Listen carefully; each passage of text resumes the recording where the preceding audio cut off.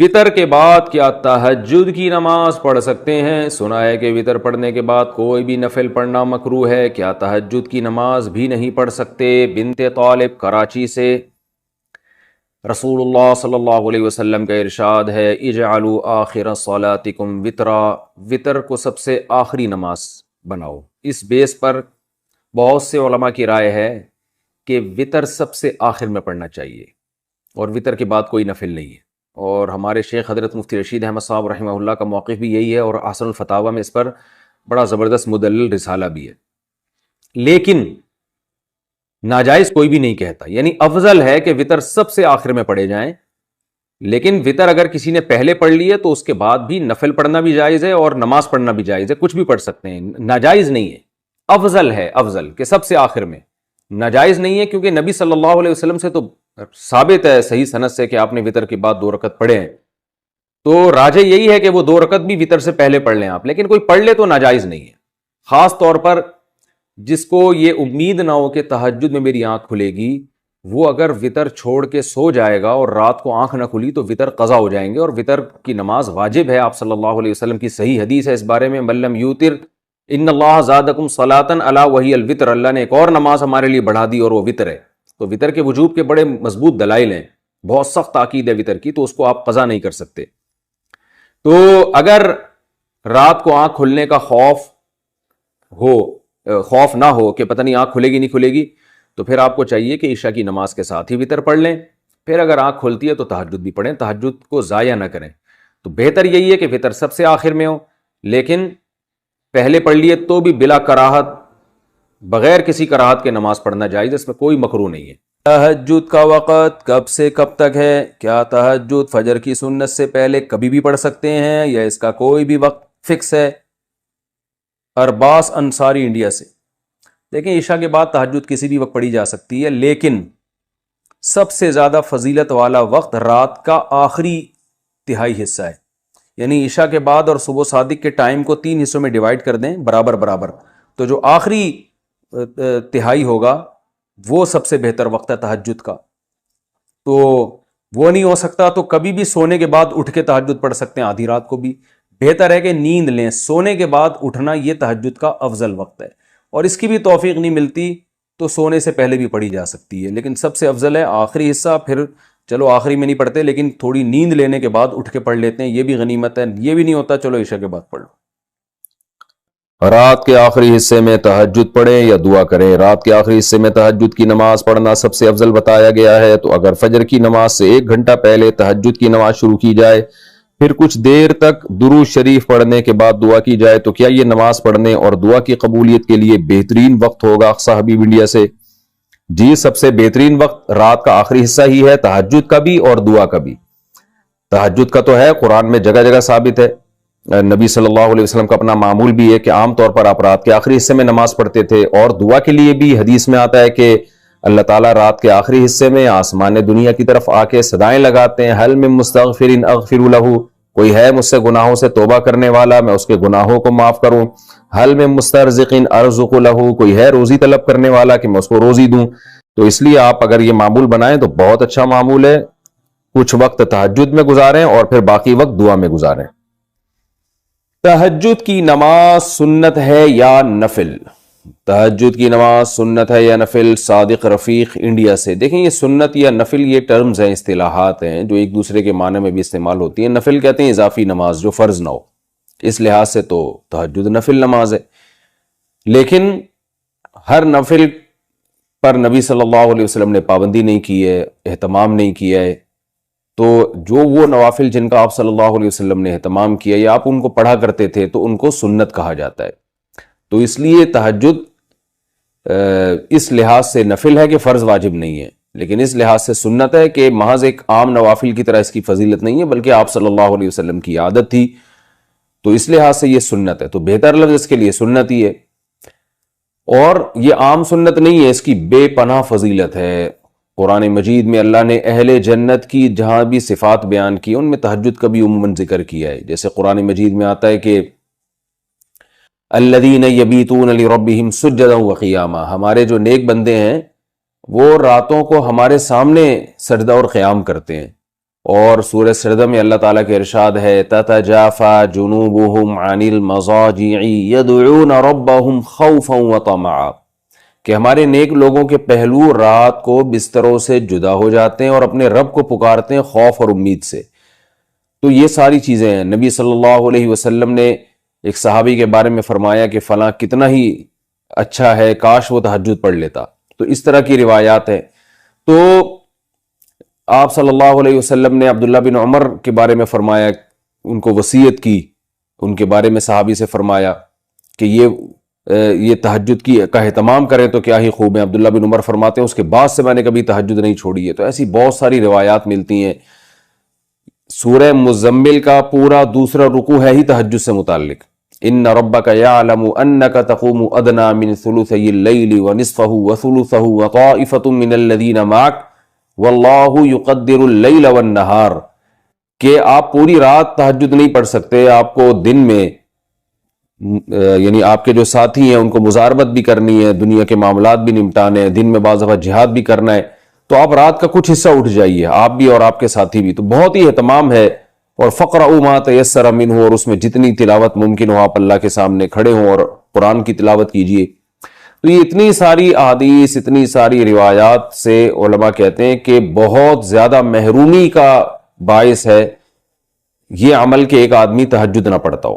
اور آپ صلی اللہ علیہ وسلم نے فرمایا کہ رات کے آخری حصے میں اللہ تعالیٰ آسمان دنیا کی طرف آتے ہیں اور یہ ندا لگاتے ہیں حل من مسترزق ارزق له، حل من مستغفر اغفر له، کوئی ہے مجھ سے روزی مانگنے والا میں اس کو روزی دوں، کوئی ہے مجھ سے گناہوں کی معافی مانگنے والا میں اس کو معاف کروں۔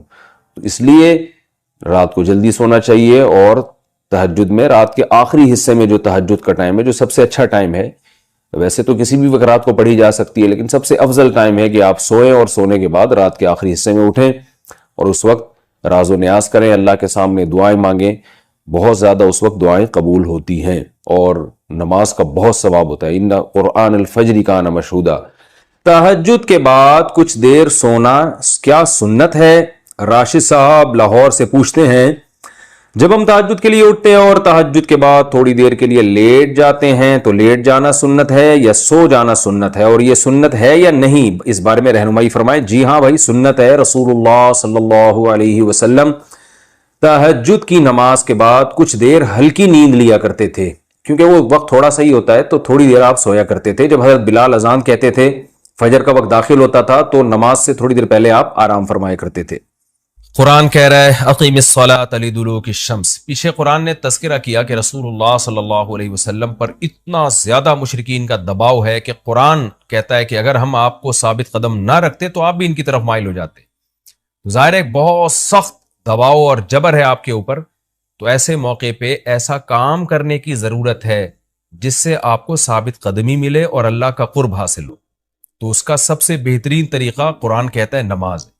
یعنی اے نبی صلی اللہ علیہ وسلم، آپ نماز کو مضبوطی سے تھامیے تاکہ آپ کو ثابت قدمی ملے، آپ کو اللہ کا قرب ملے، کیونکہ جس اللہ کے لیے کام کیا جا رہا ہے نا، جب تک اس اللہ سے رشتہ مضبوط نہیں ہوگا تو اس کام میں آپ ثابت قدم نہیں رہ سکتے۔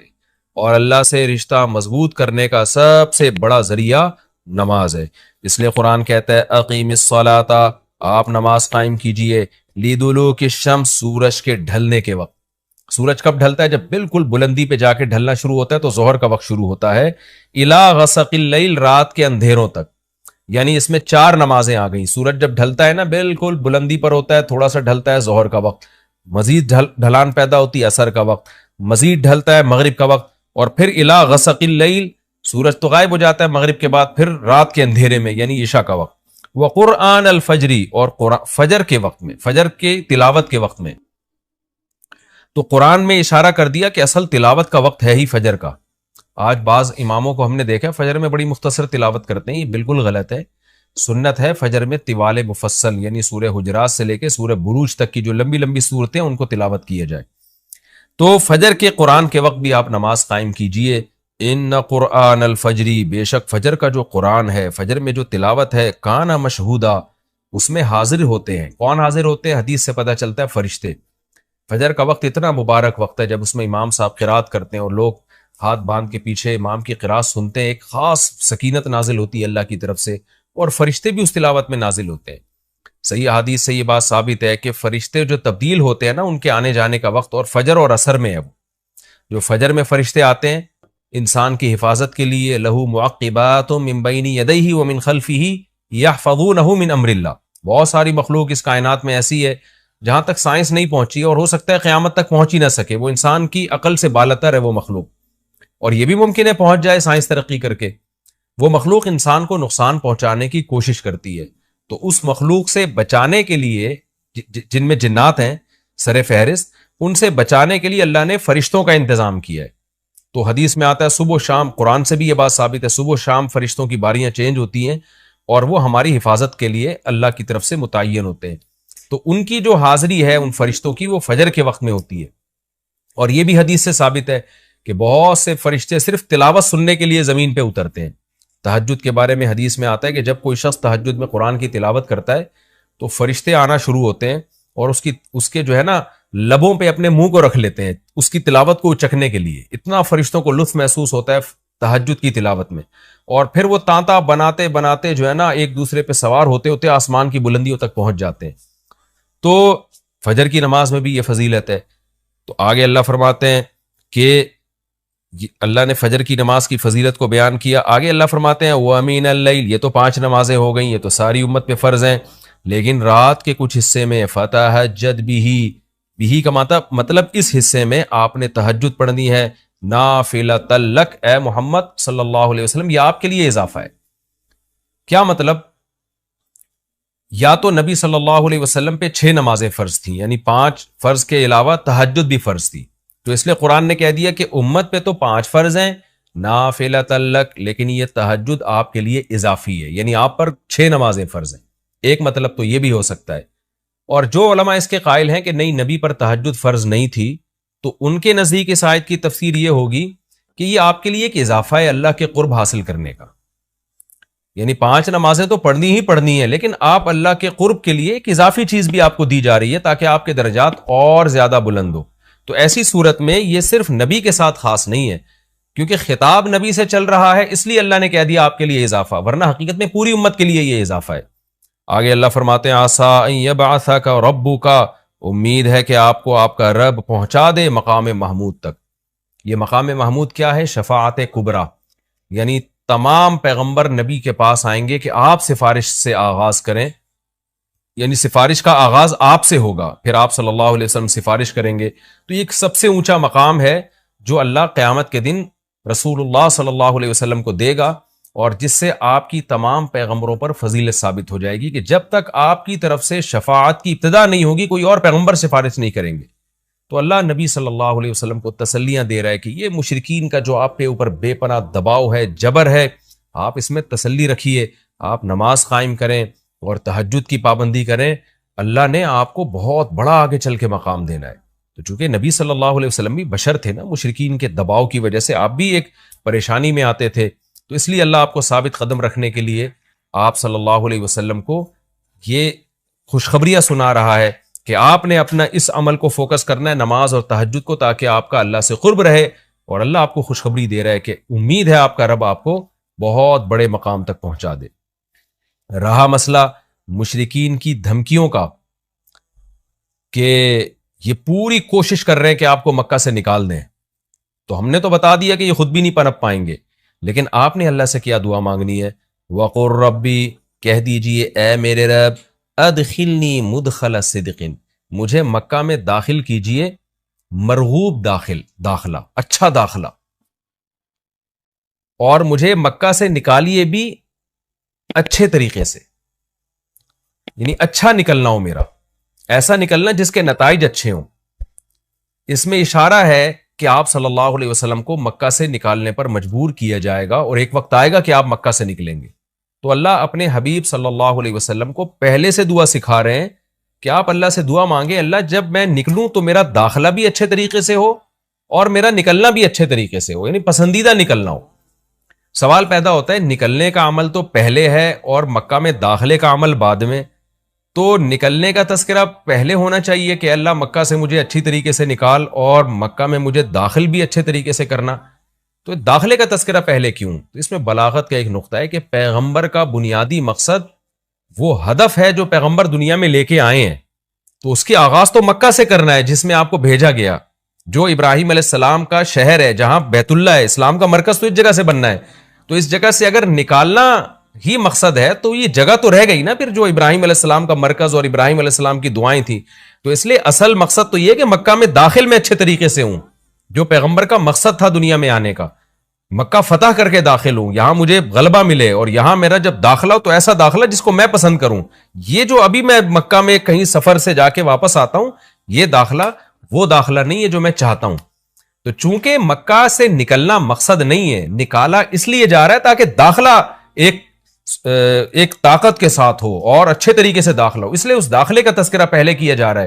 ہاں وہ داخلہ اس وقت تک ممکن نہیں ہے جب تک مکہ سے ایک دفعہ آپ کا خروج نہ ہو، تاکہ مدینہ میں ریاست بنے اور آپ 10,000 کا لشکر لے کر فاتحانہ انداز سے مکہ میں داخل ہوں، اور جس مقصد کے لیے اللہ نے آپ کو بھیجا تھا وہ مقصد پورا ہو. تو وہ مقصد نکلے بغیر پورا ہو نہیں سکتا، اس لیے نکلنے کا تذکرہ کر دیا. ورنہ اصل مقصد تو یہ ہے کہ اللہ میں مکہ سے نکلنا نہیں چاہتا، میں مکہ میں داخلہ چاہتا ہوں. داخلہ ایسا ہونا چاہیے مدخل صدق، سچا مرغوب داخلہ ہونا چاہیے. چنانچہ اللہ نے آپ کی دعا قبول کی، اور جب نبی مکہ میں داخل ہوئے نکلنے کے بعد تو کیسا بہترین آپ نے کا داخلہ ہوا کہ 10,000 کا لشکر لے کر آپ گئے، اور مشرکین مکہ آپ سے معافی کی بھیک مانگ رہے تھے. تو یہ مکی آیتیں اس وقت تو ظلم کے پہاڑ توڑے جا رہے تھے، لیکن پیغمبر سے اس طرح کی دعائیں کروائی جا رہی تھی. وَأَخْرِجْنِي مُخْرَجَ صِدْقٍ، اور اللہ مرغوب نکلنا ہو، یعنی جب میں نکلوں تو بھی میرا اچھا ٹھکانہ ہو.